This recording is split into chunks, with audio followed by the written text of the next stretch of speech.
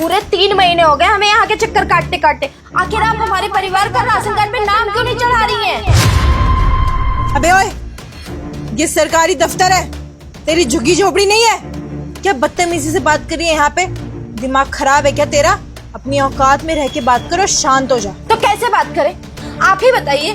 3 महीने से हम चक्कर काटे जा रहे हैं और आप अब नाम नहीं चढ़ा रही हैं। लाइन में लगा के बस हमें वापस कर देती हैं। एक बार भी नहीं सोचती कि धूप में हम खड़े रहते हैं लाइन लगा के। अब आज आप हमें मिलिए, आज हमारा नाम चढ़ाइए, हमें कुछ नहीं पता है।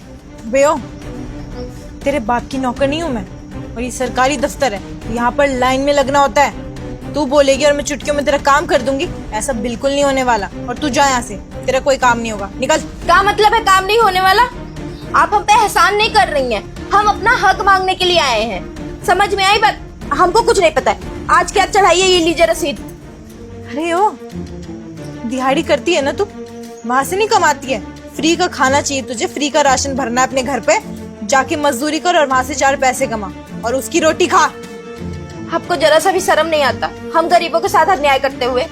आखिर हमने आपका बिगाड़ा क्या है? आप सबका चढ़ा देती हैं, खाली हमारे साथ काहे जाती कर रही हैं? हमने तो अपना हक ही मांगा है। देखिए, चढ़ा दीजिए, एहसान मानेंगे आपका। मैं कोई एहसान नहीं करने वाली तुझ पे, और तेरा ना बहुत ड्रामा हो गया है। तू यहाँ से जाती है, फिर तुझे धक्के मार के निकलवाऊं। देखिए, हाथ जोड़ रहे हैं, समझ लीजिए ना, कर दीजिए। हम बहुत दूर से आए हैं, बस से आए हैं, सुबह निकले थे, अब पहुंचे हैं। हम बहुत दूर है हमारा गांव, कर देंगे तो मेहरबानी होगी। लगता तू ऐसे नहीं मानेगी, तुझे तो मैं बताती हूँ। चल बाहर निकल। 1 मिनट, क्या हो रहा है ये? सर कुछ भी नहीं, कुछ नहीं हो रहा सर। इनको मेरे कैबिन में लेकर आओ। इधर आओ। सर के सामने ना जबान मत चलाइयो, चल अंदर।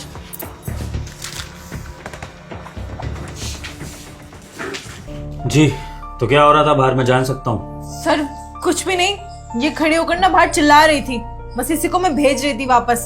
साहब जी, हम बताते क्या हुआ है। हम पिछले 3 महीने से यहाँ के चक्कर काट रहे हैं कि हमारा परिवार का और हमारा नाम राशन कार्ड पे चढ़ जाए, पर मैडम जी तो चढ़ाती ही नहीं है। हम काफी परेशान हो गए, तब आज लड़ने आ गए। साहब जी, हम धूप में धक्के खाते हुए आते हैं यहाँ पे, बस में चढ़वा देते, बड़ा मेहरबानी हो जाता। 3 महीने से चक्कर काट रहे हैं। सर ये झूठ बोल रही है, इसके ना डॉक्यूमेंट्स कंप्लीट नहीं है, इसलिए मैं इसका नाम चढ़ा नहीं पाई हूँ लिस्ट में। अब एक बात बताइए, जिसके डॉक्यूमेंट्स नहीं है उसको राशन कार्ड कैसे प्रोवाइड हो सकता है? साहब जी, बाकी सबके पास भी यही कागज थे, उनके बन गए, हमारे अब तक नहीं बने।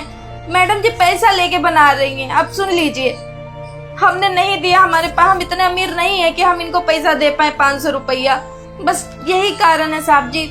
अब आप ही बताइए, सरकारी काम है, सरकारी काम में भी अगर पैसा लेने लग गए तो फिर काहे का सरकारी काम? इनका तो काम बनता है ना कि हम गरीबों की मदद करें। सरकार भी इनको पैसा देती है इस चीज का, और जब यही हमसे पैसा ठगने लग जाएंगी तो फिर हम लोग कहाँ जाएंगे? कंचन, ये सच बोल रही हैं? क्या तुमने भी बाकी सरकारी अधिकारियों की तरह से रिश्वत मांगने की कोशिश करी इनके काम पूरा करने के लिए? क्योंकि ये इल्ज़ाम कोई नया इल्ज़ाम नहीं है। हमारे डिपार्टमेंट में अक्सर ऐसे इल्ज़ाम लगते रहते हैं हमारे एम्प्लॉयज़ पर, क्योंकि ये चीज़ तो हमारे पूर्वजों के ज़माने से चली आ रही है, रिश्वत मांगना, वो भी सरकारी दफ्तर में।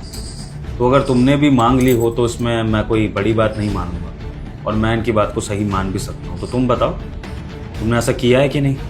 नहीं सर, आप कैसे सर इस गरीब भिखारन की बातों में आ रहे हैं? सर मैं किसी से कोई पैसे नहीं लेती हूँ, अपना काम बिल्कुल ईमानदारी से करती हूँ। ये झूठ बोल रही है। देखो कंचन, जो तुम्हारी डॉक्यूमेंट्स वाली बात है उस पर मुझे विश्वास है नहीं, क्योंकि मैं तुम्हें सच्चाई बता दूं कि मैंने बाहर तुम्हारी बहस देख ली थी, और मैंने उस बहस का वीडियो भी बना लिया था इस फ़ोन में, और वीडियो में कहीं पर भी ये स्टेटमेंट नहीं है कि इनके डॉक्यूमेंट्स पूरे नहीं हैं, इसलिए तुम इन पर चिल्ला रही हो। और जाहिर सी बात है, अगर इनको ये बात बता दी जाती कि डॉक्यूमेंट्स पूरे नहीं हैं, तो ये कोई पागल नहीं है जो इस बात को नज़रअंदाज करके यहाँ पर जिद करती रहती। और ऐसा होता तो ये यहाँ तक मेरे कैबिन में नहीं होता। इनके डॉक्यूमेंट्स तो पूरे हैं, लेकिन दिक्कत तुम्हारी तरफ से है, और तुम वो एक्सेप्ट नहीं कर रही हो कि क्या है।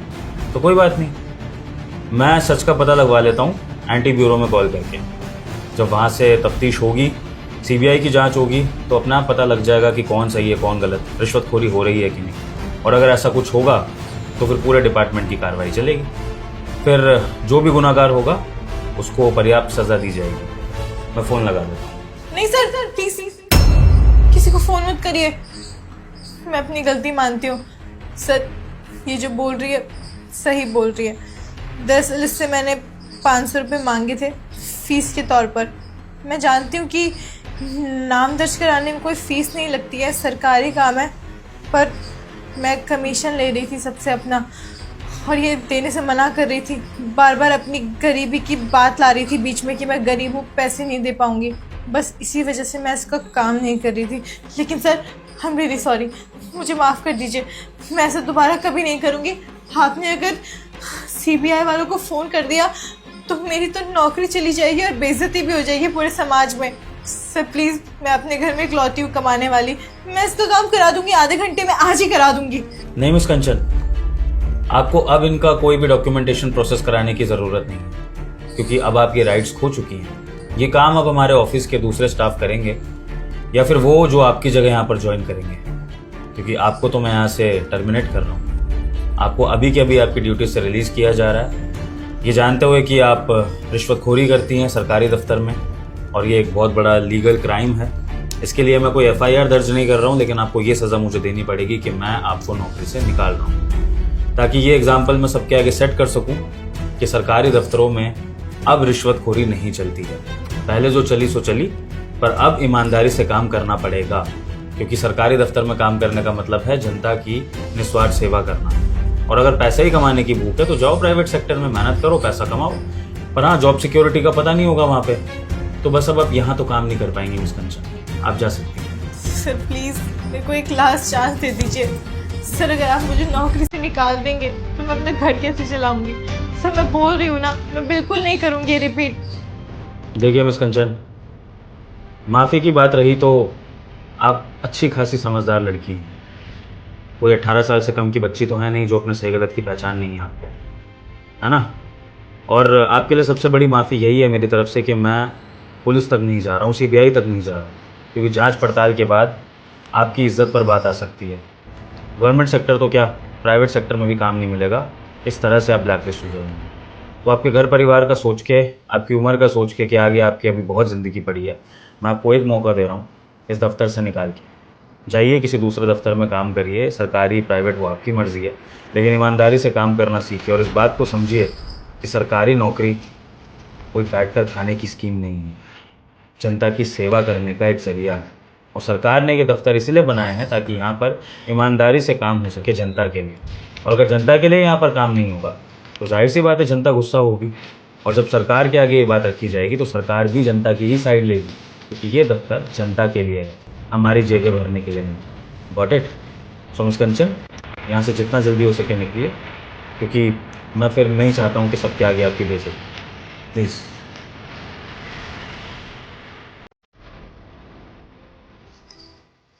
साहब जी, आपका बहुत बहुत शुक्रिया। हमको बहुत अच्छा लगा कि आप जैसे ईमानदार लोग भी हैं यहाँ पे। अब हमारा काम करवा दीजिए, बड़ी मेहरबानी होगी। हमको शाम वाली बस भी पकड़नी है, और ये हमारा पेपर है, इनमें नाम है, रसीद है पूरी, चढ़वा दीजिए।